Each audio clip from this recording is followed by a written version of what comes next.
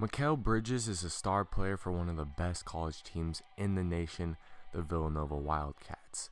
And so far, after watching him this year, he has slowly become one of my favorite NBA prospects this season.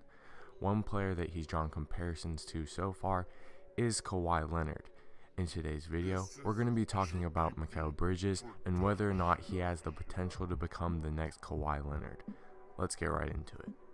So, the reason that Mikal Bridges has been drawing comparisons to Kawhi Leonard is because of the fact that he's an elite two-way player. He has very few weaknesses on the offensive end and even fewer weaknesses on the defensive end. He has a great shot with great athleticism, and he also has great length. So right off the bat, he sounds like kind of a mirror image of Kawhi Leonard. Looking at Mikal's size, he's 6'7", 210 pounds, which seems pretty average considering that he's a D1 player, considered one of the top NBA prospects. But the thing that really gives him an advantage and sets him apart from a lot of the other players at his position is his massive 7'1" wingspan.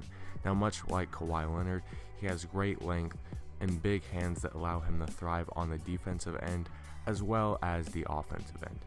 So far this season, Mikal has averaged 17 points per game, 6 rebounds per game, 2 assists per game on 53% shooting from the field, 47% shooting from the three-point line, 1.4 blocks per game, and 2.1 steals per game.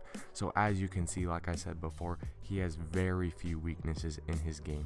He's shooting over 50% from the field and almost 50% from three, which is absolutely ridiculous.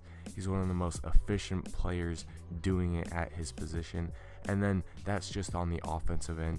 When you look at the defensive end, he's averaging 1.4 blocks per game and 2.1 steals per game. Those are defensive player of the year type of numbers once he would get to the NBA. Obviously, college is a bit different from the NBA, and his numbers probably won't be like that right when he gets into the league, but I think that those numbers could eventually get up there as he spends more time in the NBA, and I think that he will be a defensive player of the year candidate in the future. Another thing that I think sets Mikal apart from a lot of the other NBA prospects right now is that he is great with the ball and without the ball. A lot of players have to develop their game when they don't have the ball, or they have to develop their game when they have the ball. Mikal can do it all. He's great moving off the ball. He's a catch and shoot player as well as a drive to the basket player. He can shoot off the dribble. He can just do everything, and I think that this maturity and this part of his game is much more developed than any other prospect in the draft. As a 21-year-old junior, Mikal Bridges is already more developed and more experienced than most of the other NBA prospects, and I think that we've seen the benefits of being more developed and experienced in the NBA already. Kyle Kuzma is the surprise of this year because he spent extra years in college.